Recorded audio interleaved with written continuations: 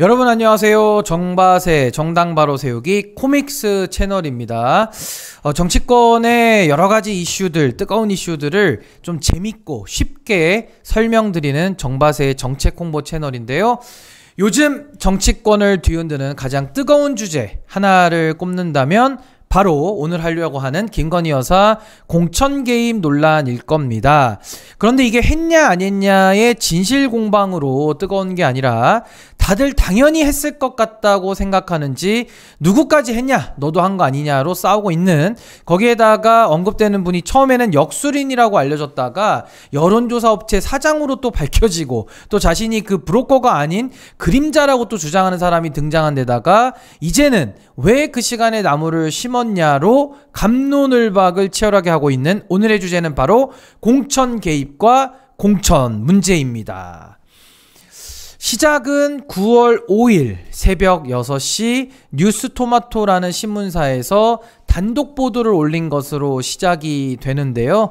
김건희 여사가 지난 4월 10일 총선을 앞두고 오선의 중진 김영선 국민의힘 의원에게 지역구를 옮겨 출마할 것을 요청했다. A 의원은 김 여사가 김 전 의원과 텔레그램을 주고받았다. 김 여사가 김 전 의원에게 김해로 지역구를 이동해 줄 것을 요청을 했고 또 그에 따른 지원 방안들을 구체적으로 얘기했다고 이야기를 했는데요. 김 여사가 대통령과 맞춤형 지역 공약을 마련하겠다 등의 제안을 건넸다고 했습니다. 이걸 A 의원이 어떻게 알았냐? 컷오프되며 공천에서 배제된 김 전 의원이 분개했고 직접 보여줬다라고 했는데요. 그리고 또한 B 의원은요, 2월 말에 지방에서 MC와 만났다. 그 자리에서 MC가 캡처된 해당 텔레그램 메시지들을 내게 건넸다. 여기서 B 의원과 만나서 텔레그램 캡처를 건넸다는 MC는 누구냐? M모씨죠. 이제는 다들 알고 계실 겁니다. 워낙 일이 시끄러워졌으니까요. 그런데 이때는 이분이 그렇게 중요 인물이 될지는 몰랐을 겁니다. 어쨌든 그때 그 기사로는 창원을 기반으로 경남은 물론 중앙까지 알려진 인물로 김종인 전 국민의힘 비상대책위원장을 비롯해서 신성범 국민의힘 의원, 박완수 경남지사, 함성득 교수 등과도 가깝다라는 MC는 당시 김영선 의원을 돕고 있었습니다. 그리고 A 의원은 면책특권이 있는 자리에서 밝히는 것을 생각해 볼 수 있다고 하셨네요. 지금은 생각이 바뀌셨을지도 모르지만 국정감사 때 혹시 깜짝 반전을 기대해봐도 될까요? 그리고 국민의힘 당직자 출신 D씨도 메시지를 가지고 있다고 주장을 했습니다. 이 기사가 나고 정치권이 완전히 불타올랐습니다. 공천 개입이라는 게, 특히 영부인의 공천 개입이라는 거는 밝혀지면 그걸로 끝인 아주 큰 일이거든요. 그날 아침에 이준석 의원도 CBS 방송에 출연을 해서 개혁신당도 이 건에 대해 제보를 들었다. 그런데 완결성이 떨어진다. 창원 지역에 김건희 여사의 측근을 꽂기 위해서 김영선 의원에게 타 지역으로 이동을 요청했다. 이건데 완결성이 떨어진다는 건 김건희 여사가 꽂고 싶어하는 인사를 꽂지도 못했다라는 의미로 이야기를 했습니다. 나와 있는 정보만으로는 미수인지조차 판단이 불가능한데, 예를 들어 창원은 다른 사람이 거기 가려고 하는데 경쟁해보면 어려울 수도 있으니 다른 선택을 하는 게 어떻겠냐는 선의의 조언일 수도 있는 거다라는 이야기를 했는데요. 이건 이준석 의원이 좀 잘못 알고 있는 것 같습니다. 공직자를 선거에 개입할 수 없도록 규제하고 있는 선거법은 이준석 의원이 말하는 완결성, 그러니까 원하는 사람을 꽂는데 성공했는지 여부를 따지는 게 아닙니다. 공직선거법 85조를 보시면은 선거에 부당한 영향을 행사하는 등 선거에 영향을 미치는 행위 자체를 금지하고 있거든요. 물론 김건희 여사가 해당 조항을 적용받는 공무원은 아닙니다만은 매수 유도죄 등에 해당한다고 볼 여지도 많거든요. 아쉽습니다. 이준석 의원이 이걸 알았더라면 분명히 그때 고발했을 텐데 말입니다. 그리고 불법인지에 대한 판단은 법정에서 판사가 하는 일이지 이게 적법한지 여부를 차치하더라도 적절한 일은 아니지 않습니까? 대통령 영부인이 왜 공천에 대해 선이든 뭐든 조언을 합니까? 영부인으로서 적절치 않은 매우 문제 있는 행동입니다. 어쨌든 이런 충격적인 기사가 나오고 나서요, 이 기사에 등장하는 2명의 현역 국회의원이 누구냐에 대해서도 화제에 올랐는데요. 원래 이니셜 놀이가 재밌지 않습니까? 다음날 방송에서 패널들이 이런저런 추론을 하는데 확인해 보니까 현역 국회의원 2명이 넘는 원내 정당이 5개거든요. 그 중에서 국힘아니다, 그 다음에 더불어민주당 의원도 아니다, 조국혁신당도 아닌 것 같고 국민의힘과 가까웠던 정당이다. 거기서 국민의힘 빼고 민주당 빼고 조국혁신당 빼고 국민의힘과 가까웠던 정당이라면, 그리고 개혁신당 현역 의원이 3명인데 이주영 의원은 3월 20일에 개혁신당 비례후보가 되신 분이거든요. 그럼 이준석 의원과 천하람 의원밖에 안 남는데 그럼 왜 선의의 조언이라고 했지? 기사에서 말한 거랑은 다른데 A, B가 아닌가? 정말 여러 가지 상상이 난무했습니다. 다 상상이니까 제가 여기서 언급하지는 않겠습니다. 혼란스러운 가운데 이준석 의원이 SBS에 출연을 해서 민주당은 방송 보면 되게 막 뭐라 하면서 이준석은 왜 아니라고 하는 거냐, A1, B1은 봤다는데 이러거든요. 거기서는 A1이 전대라고 하면서 자신이 토마토 기사에 나온 현역 의원이 맞다고 밝힙니다. 그리고 여기서 김영선 의원을 돕고 있었다는 MC, 즉 명태균 씨가 등장합니다. 페이스북에 뉴스토마토 편집국장이 만나게 해달라고 하는 문자를 공개하고 또 뉴스토마토를 허위사실 유포로 고소를 해버려요. 그러면서 주장하는 게 DC는 텔레그램 메시지를 가지고 있지 않고 실제 내용도 김해로 이동하라는 내용이 아니다. 이준석 천하람이 7불사까지 내려온 건 김영선을 개혁신당 비례 1번으로 영입하려고 한 거다. 이준석 천하람이 비례대표 1번을 조건으로 영부인에 대한 무리한 기자회견을 요구했다. 또 영부인과 텔레그램을 한 건 김영선 전 의원이 아니라 자신이라고 주장하면서 상황이 이상하게 흘러갑니다.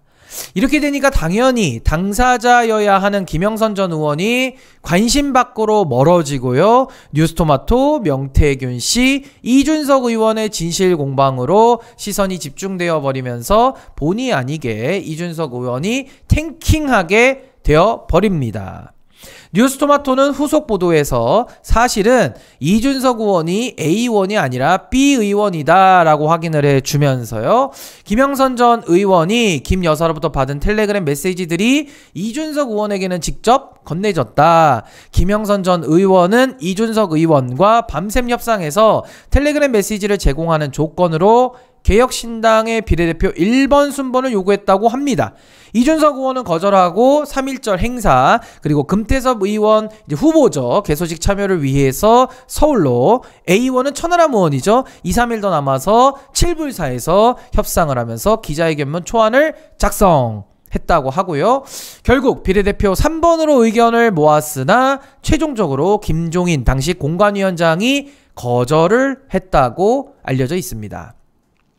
그리고 이준석 의원은 페이스북과 방송을 통해서 텔레그램은 가지고 있지 않고요. 정확히 기억은 안 나지만 김 여사가 도와주기 어렵다는 내용의 캡처 한 장만 보고 나머지는 설명으로만 들었다. 내용이 애매해가지고 비례대표 요구는 바로 거절했다라고 밝혔습니다.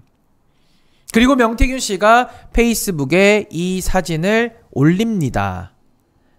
파장이 컸습니다. 완전히 뒤집어졌습니다.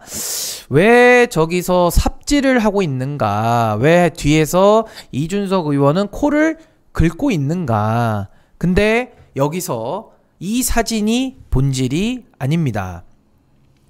물론 너무 자극적이고 도파민이 뿜뿜 넘치기는 하는데요. 오죽하면 무속인이 주술이니 하면서 명태균 씨와의 관계니 같은 루머와 추측이 난무하겠습니까? 하지만 이 사진은 본질은 아닙니다. 예전에 윤석열 대통령 후보 시절에 손바닥 왕자 사건 기억나시죠? 그때도 온갖 추측이 난무하고 도파민이 날아다녔지만 지금 와서 돌이켜보면 그건 본질이 아니었지 않습니까? 나중에 명태균 씨와의 관계에 대한 새로운 사실이 밝혀지면 모를까, 이 사진은, 일단 이 사진 자체는 본질은 아닙니다. 물론 이준석 의원도 매우 아쉬운 태도를 보여주고 있습니다. 우선 말이 자주 바뀌고요. 명태균 씨를 김영선 전 의원의 소개로 2022년도에 처음 알게 되었다고 했다가 명태균 씨의 페이스북에 문자 스크린샷과 함께 2021년도로 바꿔서 시점을 말했습니다. 물론 당대표 선거 전이라고 했으니 헷갈렸을 수도 있겠지만요. 처음에는 제보자를 모른 척 하다가 나중에는 자신이 A원이다 라고 밝혔죠. 그리고 토마토 뉴스에 따르면은 이준석 의원은 B였습니다. 처음에 들은 제보는 김건희 여사가 측근을 꽂기 위해서 김영선 전 의원에게 이동을 요청했다지만 원하던 측근을 꽂지 못했기 때문에 완결성이 떨어진다고 했다가 사실은 도와주기 어렵다라는 내용만 받고 나머지는 설명만 들어가지고 완결성이 떨어진다고 또 말을 바꿨습니다.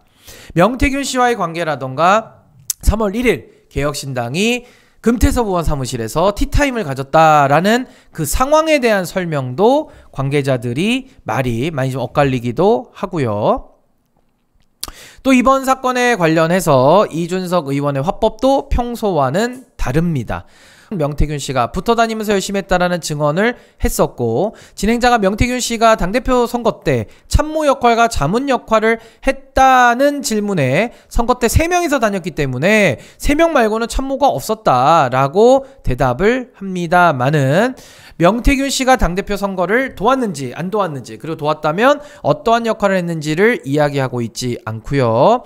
천하람 의원이 기자회견문을 작성했다는 이야기에 대해서 천하람 의원으로부터는 이야기를 아직 못 들었다라고 지금 이야기가 나오고 있고, 천하람 의원이 텔레그램 사진을 찍어갔다라고 주장한 명태균 씨에 대해서 사실관계에 맞는 말을 많이 하는 편이다라고 말하고 있습니다. 하지만 텔레그램은 자신에게 없고 내용도 기억이 잘 안 난다고 합니다. 뭔가가 있다, 명태균 씨와의 관계에 뭔가 있다라고 추측하는 사람들 생길 수도 있다고 생각합니다. 해명이 이런 식으로 오락가락 숨기고 있기 때문입니다. 하지만 이 사건의 본질은 다시 한번 강조하지만 김건희 여사가 김영선 전 의원의 공천에 개입했는지 여부입니다. 이준석 의원은 수단이 될 수 있어도 주어가 되지는 않기 때문에 사실 그대로 좀 밝힐 책임이 있고요. 지금은 김건희 여사도 김영선 전 의원도 관심에서 어느 정도 멀어져 버린 그런 느낌이 들고 있습니다. 공천 개입은 민주주의의 근본을 파괴하는 중대 범죄고요. 잊지 말자. 공천 개입, 김건희 여사의 공천 개입에 집중을 해야 합니다. 지금 명태균 씨와 10년가량 같이 일하고 또 명씨의 주선으로 김영선 전 의원실에서 비서관으로 일을 했다라는 이씨 제보자죠. 김 전 의원이 세비의 절반을 명태균 씨에게 현찰로 뽑아서 갖다 줬다라는 충격적인 폭로와 공천 개입에 김건희 여사뿐만이 아니라 윤석열 대통령까지도 연관되었을 수 있다라는 등의 녹취록이 있다라고 주장하면서 국정감사의 증인으로 출석하겠다라는 이야기까지 나오고 있고요. 언론사 서울의 소리에서도 대통령실의 행정관, 대통령 비서관을 직무대리로 지냈던 분의 김 여사 공천 개입을 암시하는 녹취록을 공개하기도 했습니다. 언론사 취재는 제 생각에 한계가 있습니다. 결국은 수사를 통해서 해결을 해야 될 텐데요. 언론의 취재와 이번 국정감사는 수사로 가는 게이트를 열어주는 분기점이 되지 않을까 저는 생각을 해봅니다. 그런데 대통령이 공천에 개입하면 좀 안 되나? 라는 분도 계실 거예요. 대통령이 여당의 왕 같은 거 아닌가? 왕이면 자기 마음대로 하는 거 되는 거 아니야? 안 됩니다. 헌법 제8조 2항을 보시면 정당은 그 목적, 조직, 활동이 민주적이어야 한다라고 명문으로 규정되어 있고요. 제4항에는 정당의 목적이나 활동이 민주적 기본 질서에 위배될 때에는 헌법재판소의 심판으로 정당이 해산될 수도 있다고 되어 있습니다. 무섭죠. 정당이 민주성이나 활동이 당원 당규에서 대통령이 정당에 명령하거나 지시할 수 있다 등의 내용은 전혀 찾아볼 수 없습니다. 더 나은 대한민국을 위해서는 삼권 분립이라는 헌법 가치 지켜야 되고요. 정부와 여당이 서로 조율과 협력은 할 수 있겠지만 대통령이 공천에 대해서 왈가왈부는 절대 할 수는 없습니다. 영부인도 마찬가지고요.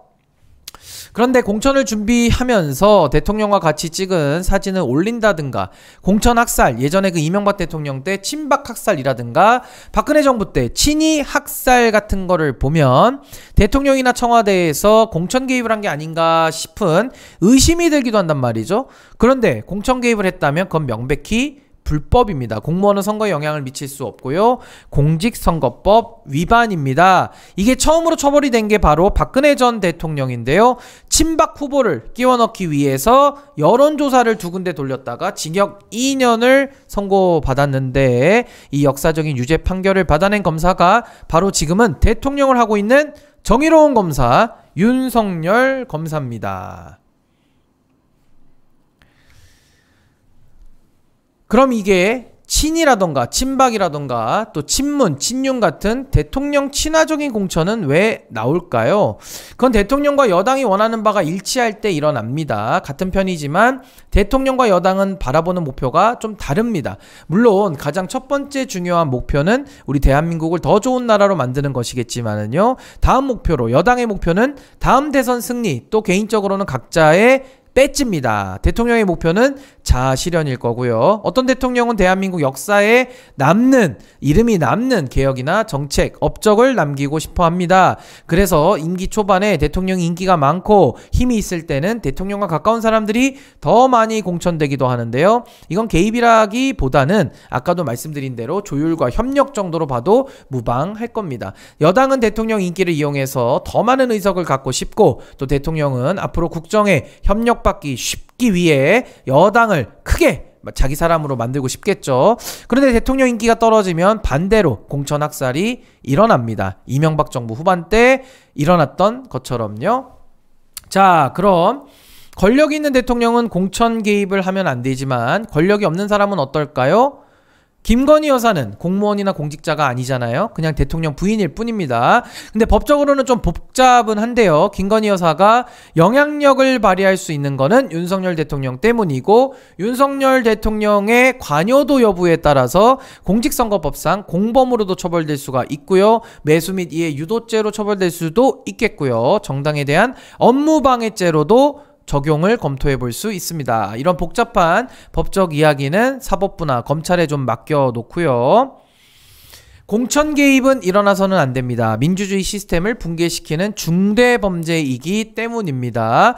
우리가 선거에서 지지하는 후보에게 투표를 하는 건 그 후보가 민주적이고 합법적인 절차로 정당의 공천을 받아서 후보가 되었다는 우리의 표를 받을 자격이 된다는 신뢰가 있기 때문인데요. 그건 우리가 광복 이후에 민주화를 거쳐서 이룩해낸 대한민국 민주주의 시스템에 대한 신뢰이기도 할 겁니다. 공천 개입은 민주주의 시스템에 대한 신뢰를 무너뜨리고 대한민국 민주주의를 붕괴시킬 수 있는 대단히 무겁고 중대한 범죄고요. 선거 때마다 한두 명씩 꼭 학력 위조와 관련해서 이야기가 나오곤 하는데요. 먹거리에 비유하자면은 학력 위조는 원산지 위조라고 볼 수 있습니다. 거짓말한 개인의 문제니까요. 물론 시스템적으로 거르지 못한 쪽도 책임은 있겠습니다만 공천 개입은 해썹 인증 위조라고 봐야겠죠.